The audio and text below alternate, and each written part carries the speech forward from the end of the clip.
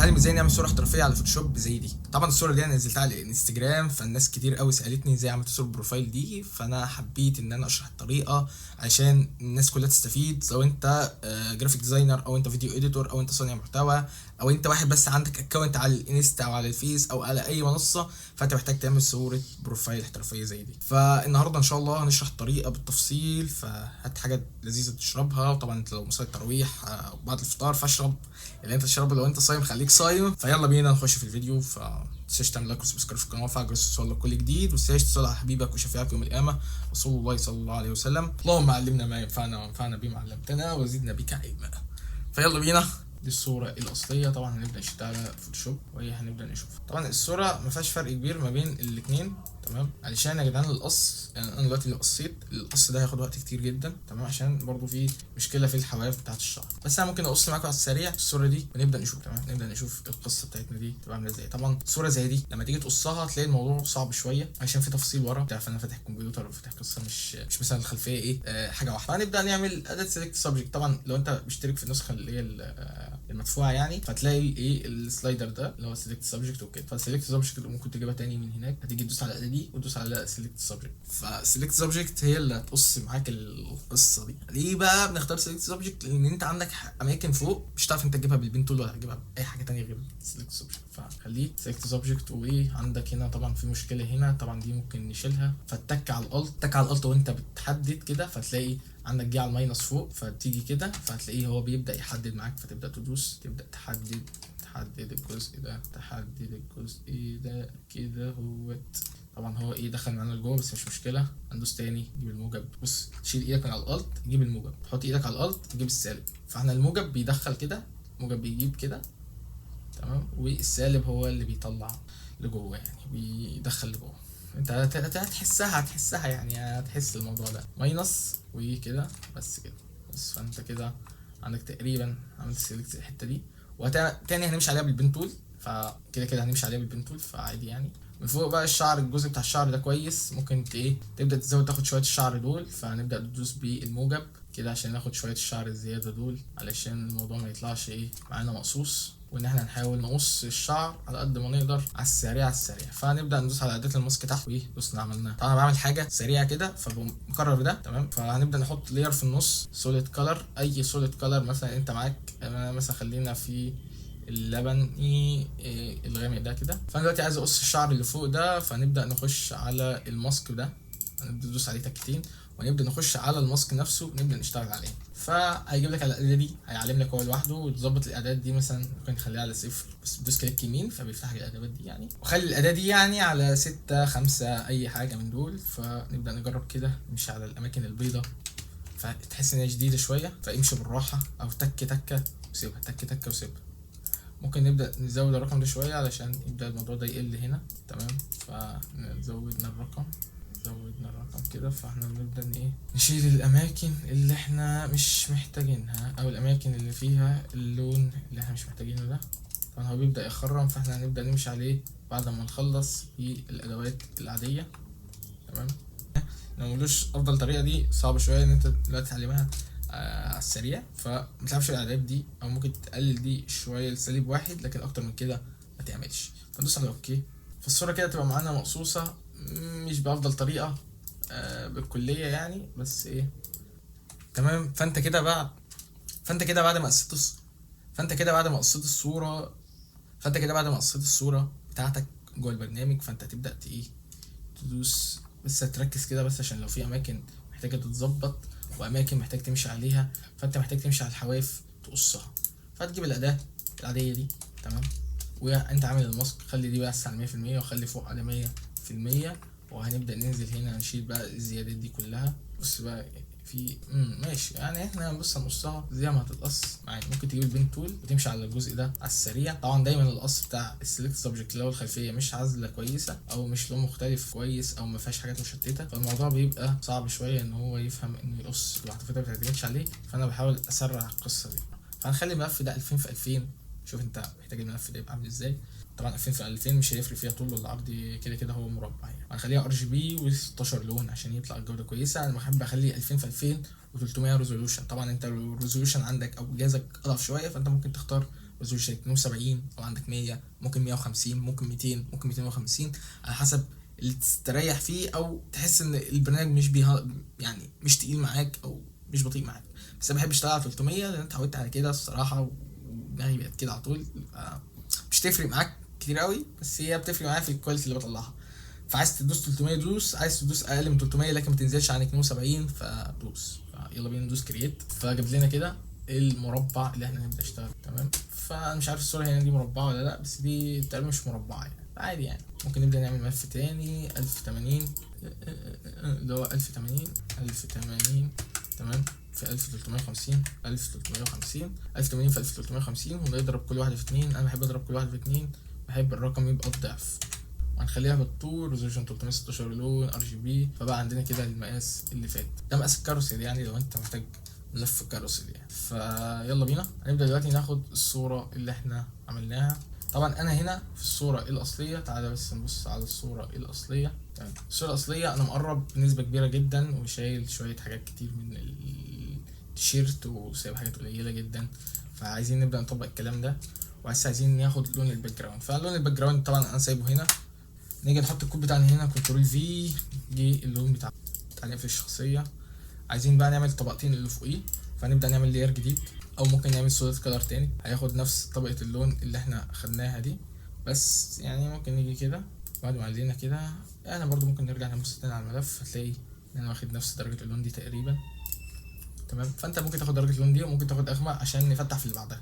فخلينا ناخد الاغمق دي، وخلينا نعمل ماسك تاني، ندوس كنترول اي، ونبدا ندوس على البرش. تمام. نبدا نجيبها على اللون الابيض. بعد كده نرجع نجيب دي البرش نفسها، نجيبها على ان هي تبقى سوفت.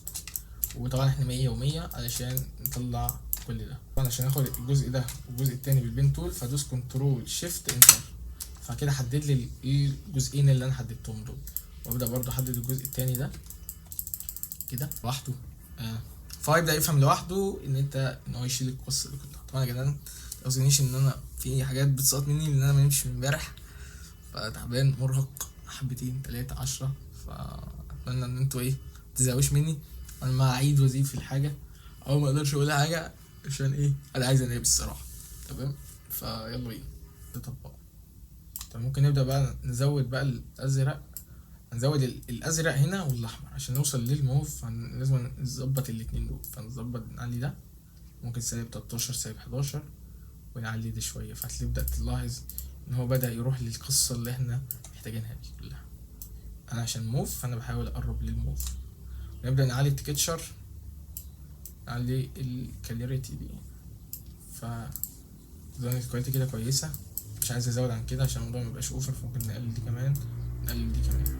ممكن نبدا نزود الساتوريشن، ونبدا نزود القصه. انا سبت الاضاءه هناك علشان نبدا نعمل ريتاتش كويس. تمام. فاحنا ممكن على السريع كده ممكن نرجع تاني للكاميرا رو فلتر، نعلي الاكسبوجر شويه او نعلي الهايلايتس علشان نرجع نلاقي الهايلايت بتاعنا موجود. اللي احنا نعمل الشادو على اليمين، الشادو قصدي على الشمال. فانت تبدا ترفع الاكسبوجر دي سيكه بس كده.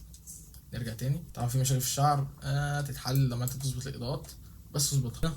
يلا بينا نعمل اول حاجه كلر بالانس عشان نظبط البيئه دي كلها. تمام.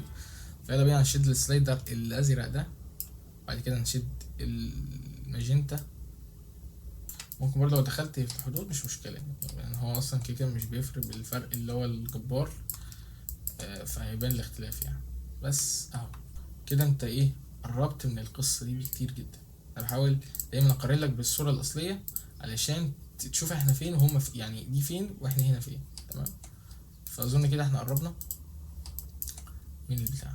تمام. فنرجع بقى عند الكالر بالانس، ونبدا عملنا ماجنتا على الميد تونز، جبنا بلو وجبنا ماجنتا. فنيجي عند الشادوز برضه نطلع سنه صغيره وماجنتا شويه، ماجنتا وازرق ماجنتا وازرق ماجنتا وازرق. طبعا انا هنا قلبت القصه لناحيه الموف، فانت نفس الكلام هنقلب ده ناحيه الموف. هتقلب ازاي ناحيه الموف القصه دي؟ هتبدا تعمل افكت تاني، هتدوس عند الهيو ساتوريشن، وتبدا تدوس عند كلارايز، وتبدا تختار لحد ما توصل للموف اللي انت محتاجه. لو القصه دي ممكن نعلي الساتوريشن شويه، وهنبدا نعمل له ماسك كنترول اي، ونيجي ندوس على البرش. عندي هنا الكالر بالانس، تحس انها ضربت شويه، تحس ان الازرقات بقت شديده جدا، فممكن نيجي عند القصه بتاعه الهايلايتس نقلل الازرقات. نيجي عند قصه الميد تونز نقلل. عملنا ميد تونز تمام، وعملنا القصه دي كلها. ماشي، نبدا نيجي عند الهيو ساتوريشن دي زي ما احنا عملنا الايفكت كده، هنبدا نطبقه وندوس على المنطقه السوداء وعاملين الماسك وعلى البرش في ايدينا. فنبدا نمشي على الاجزاء دي، بس ممكن نقلل الفلو، نقلل الاوبست شويه، ونبدا نمشي على الاجزاء اللي هنا دي كده عشان يبدا يطبق معانا الايفكت بتاع الموف ده. تمام، احنا هنبدا نحطه كده انا فين ورحت فين وهكذا يعني. انا اصلا وانا شغال مبقاش فاكر الستايل اللي انا ماشي بيه، فبكمل دايس يعني، فاهم؟ بكمل لحد ما اخلص، فبقى ما اخدش بالي بقى انا ظبطت ايه ولا ما ظبطتش ايه. اهم حاجه الحاجه قدامي معموله، فبفضل بعمل ليرات حتى لو ممكن تبقى الليرات ملهاش لازمه، فاهم؟ فانت ممكن تاخد بالك من القصه دي برضه. فادي كده عندنا الشيدز اللي هنا او الهيو ساتوريشن. ممكن نبدا نزود هنا شويه برضه ترجع تاني. هو انا حطيت جوه هنا هيو ساتوريشن، حطيت شويه بس مش كتير، فانت ممكن تبدا تحط شويه بس مش كتير برضه. واظن كده الموضوع بيبان. احنا كده ظبطنا الاضاءه، ممكن نرجع على الهيو ساتوريشن ونعلي دي شويتين. تمام، فعشان يبقى الموضوع منور معانا شويه ممكن نرفع دي شويه اللايتس. تمام، اظن كده ان احنا قربنا بشكل كبير جدا يعني. ممكن نبدا نشيل الزيادات دي تمام، او نحاول نخففها شويه على قد ما نقدر. نبدا بقى دلوقتي نشتغل على شويه في الريتاتش والاضاءات. تعال بس نسيب البروجكت بتاعنا ده، نسميه هنا مثلا اي رقم علشان ما انساش. بحاول اشتغل بسرعه عشان بس انت تفهم الفكره كلها. تمام، يلا بينا. اهم حاجه التاتش تستهدى بالله وتصلي على رسول الله صلى الله عليه وسلم. انا هنا كان في مشكله في الشعر فوق برضو لاحظتها وانا بقص في الاخر، حسيت ان القص فيه مشكله، مع ان قصص حلوه قوي يعني، بس في هنا نبدا دلوقتي نشتغل على الشادو ده نعمله ازاي؟ نعمل كده اكسبوجر شويه صغيرين كده، مش لازم تتحرق بس شويه صغيرين، ونعمل ماسك كنترول اي. نيجي عند البرش تمام، ونحاول نمشي على الحواف هنا، بس خلي الشعر او الوش او لسه هنشيل كمان الحبوب بتاعت الوش دي والقصه دي كلها، بس سيبك من الجزء ده كده وخلينا نشتغل من تحت. انا بحب اشتغل من تحت من هنا، فتعالى بس نقلل البرش ونقلل الفلو ونقلل الاوبستي عشان نبدا نشتغل براحتنا بالبرش. تبدا تشتغل في الزوايا، الكورنرات دي هتحاول تملاها على قد ما تقدر، وبعد كده تملى من تحت بشويه غمقان عشان الموضوع يطلع معاك واقعي. فنقلل البوست دي شويه على مثلا 7. نبدا نشتغل كده، نطلع دي بس فوق، نشتغل كده بالبرش كده تمام. فاحنا بنبدا نحاول نرسم الشادو، فاحنا بنحاول نغمق اي جزء فيه غمقان، فاحنا بنبدا نحاول نغمقه. تمام، فانت دلوقتي عرضنا كده شويه شادو حلوين، حبه شادو حلوين، فاحنا دلوقتي اصلا مش محتاجين كل القصه دي كلها، فهنبدا نغمق بس شويه كده من فوق، بس احنا بنحاول نرسم برضه التفاصيل، فهنزود كده دي شويه، وهنحاول كده نغمق، بس نحاول نبقى اقرب الغمقان لهنا عشان الجزء ده يبقى فيه اضاءه اكتر، عشان يبقى فيه العمق اللي احنا محتاجينه زي ما انا عملت هنا كده بالظبط. انا غمقت الجزء ده كده وجيت هنا عند الجزء ده وسكت شويه عشان اللايتس يجي. فيلا بينا قلل دي، كمان ناخد دي كده، ناخد دي كده، وناخد دي كده اهوت، وبعد كده نزق كده خليها عمال 0 احسن، خلينا شغالين باللي فوق بس كده. وصلنا كده 100% والجودة على 100. ممكن نعمل بقى هي ساتوريشن تانية اللي هي اكسبوجر يعني، ونحاول نغمقها كده، دي بقى تبقى الجزء اللي هنا واللي فوقيه. فكده احنا حركنا دول وناخد زي دي كده. اظن كده الموضوع معانا، بس ممكن نقلل دي كده شوية، دايسين على الاسود عشان نشيل. فاظن الله اعلى واعلم ان احنا كده في مرحلة كويسة جدا. بحب الفوجي نايت دي تبقى هي اول واحدة بعد اللير بتاعنا عشان نقدر نشتغل. ضهري وجعني جدا ظهري وجعني. المايك كده. مش بعد ما احنا عملنا كده هنبدا نعمل الريتاتش بتاعنا. تمام. الريتاتش طبعا الوش والقصه دي بس انا بحب اعمله بالكيرفز، فهنحاول نعمل دي كونفرت تو سمارت اوبجكت تاني عشان نبدا نشيل بس شويه الحبوب ونبدا نشتغل على اللير ده. فهتبدا تدوس عليه، تبدا تيجي عند الاداه دي، يجيب لك عند السبوت هيلينج دي. تمام. يقول لك هخليها اوبجكت عادي او سترايز لاير، فهتبدا تحدد عليه وتبدا تمسح على الاماكن بقى اللي انت حاسس ان هي مقطعه بقى في وشك، في حبوب، في قصص دي. بس انا مش بحب اخلي الوش ناعم بالذات في صورة البروفايل. ليه؟ لان هو صورة البروفايل دي بتتشاف بتكون دقيقة جدا، كمان عشان لو انت هتوثق القصة دي كلها فلازم الصورة تكون اقرب للواقعية واقرب لوشك الحقيقي. فاظن كده الشخصية كده او الصورة مظبوطة كبتاع ده.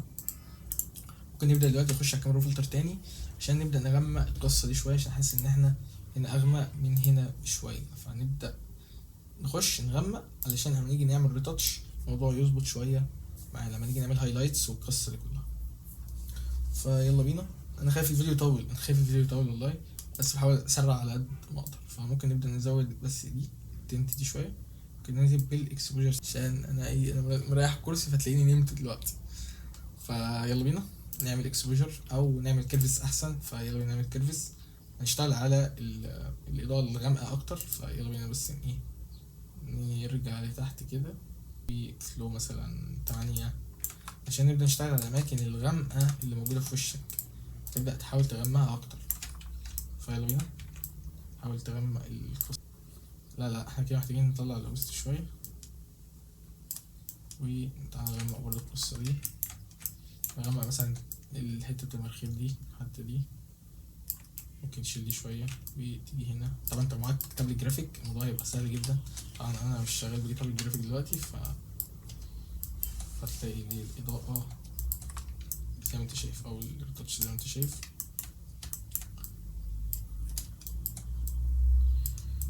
في اداة طبعا دوج اند بيرن هنا، لكن انا مبحبش استخدمها، بحب استخدم الكيرفس والطرق دي عشان دي بحس ان هي اسلس في التعامل. نبدأ نغمق الجزء ده شوية كده كده كده كده. انا عارف ان المايك يا جدعان جاي واكل بقي، بس مش مشكلة، اعذروني يا جدعان، ان شاء الله لحد ما نجيب مايك الحلقة دنك يعني الحمد لله. كده بس الحتة دي تمام. فبس كده ممكن نطلع نغمق الجزء اللي فوق ده كده شوية. أظن دي رهيبة جدا جدا جدا، حاجة يعني زي الزفت. غمق تاني ممكن نطلع بالفلو.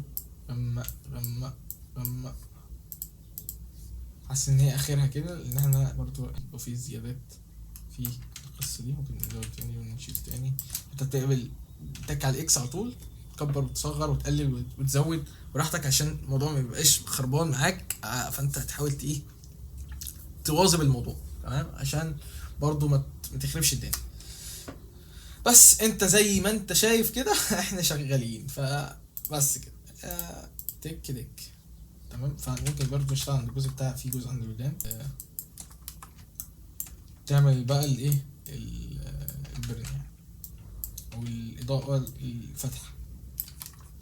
مش عايز اقول مصطلحات كتير انجليزي علشان طبعا لو في واحد مش فاهم المصطلحات بتاعت الجرافيك او المصطلحات اللي احنا شغالين بيها واحنا فاهمينها كجرافيك ديزاينرز وكده يعني، فانا بحب ان انا اقول المسمى بالعربي افضل يعني. ف اظن كده الاضاءة كويسة، خليها زي ما هي. هننزل عند الاكسبوجر تمام برضه نفس الكلام من الناحية دي. انا مش عايز اشرح كل حاجة بالتفصيل او اقعد اعمل الحاجة بالتفصيل قدامك عشان الموضوع ده بياكل من وقت الفيديو، بياكل من وقتك ووقتي. فانا بحب افهمك المفهوم، انت تفهمه تبدا تطبقه. طبعا عندي قناه تليجرام تحت، وعندي جروب تليجرام تحت، وعندي الدي ام بتاع انستجرام تحت. كل ده تطلع البروجكت وممكن توريني القصه دي كلها على تليجرام او على الانستجرام تمام. بس الافضل اللي انا برجحه ان انت تستخدم صورتك انت او صوره الشخص اللي انت هتعمله صوره بروفايل، وتبدا تحاول تتعامل معاه، تقصها من اول القص، بعد كده تظبط الكاميرا فلتر بتاعتها، اضاءتها، كل القصه بتاعتها دي كده. تبدا تشتغل زي ما احنا شغالين كده، تبدا تعمل بقى دوج اند بيرد، تعمل ريتاتش، ارسمها بهدوء علشان تطلع معاك بالشكل ده اللي انت شايفه قدامك ده. تطلع معاك كده. هي طبعا هنا معمولة بتعمق وبتركيز وبقصة وبدماغ، بص كام لير اصلا. فهنا طبعا هنا افضل بكتير عن اللي انا عامله هنا، بس برضه عشان تفهم الموضوع وتطبق ورايا على طول، علشان برضه ما تكسلش. مش عايز اقول ما تكسلش، مش عايز ابقى شبه استاذ احمد حمدي، مش مهندس احمد حمدي يعني.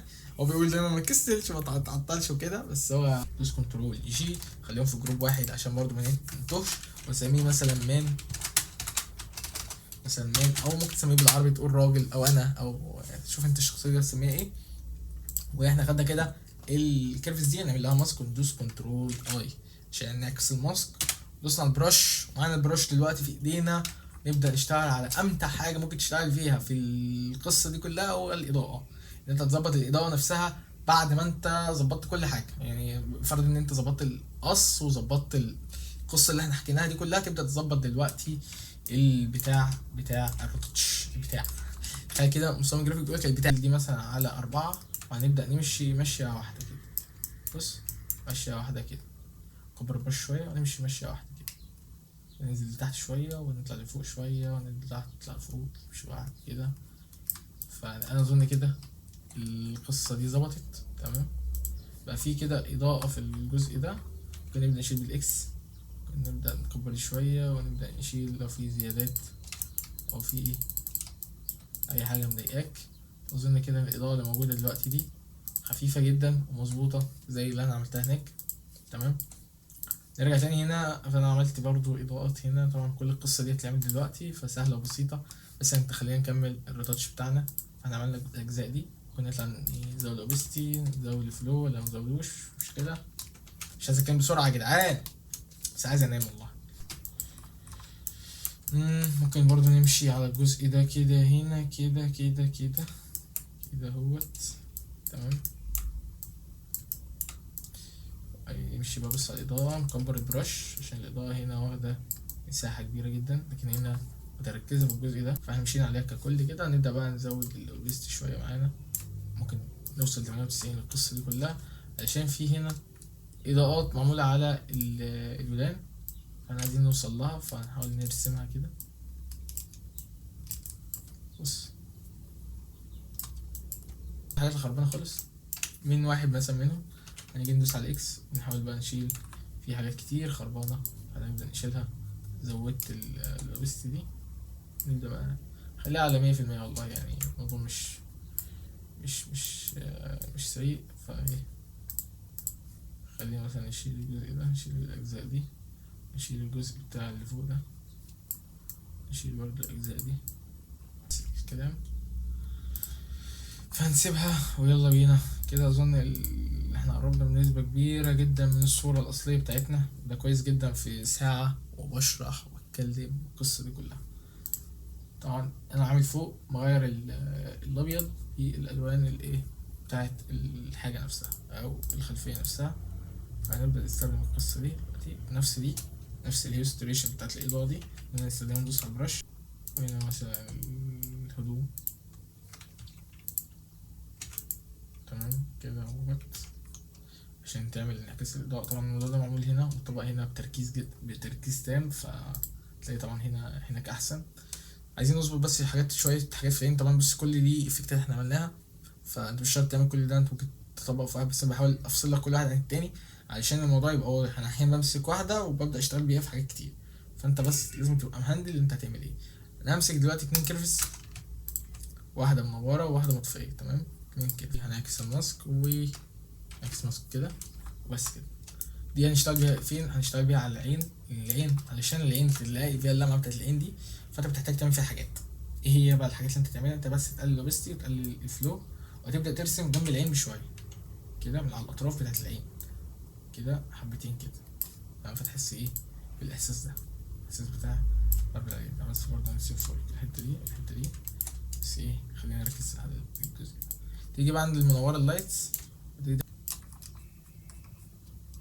تمام كده. فاحنا دلوقتي كده عملنا اللايتس ده تمام. بس تلاقي هنا تحس اللايتس وماله قالب لموف كده ليه، وتحسه انه منور من نصه ومش عارف ايه ومايل ناحية الابيض. فاحنا هنعمل بقى نكررها كذا مرة البتاعة دي. فاحنا كده عملناها.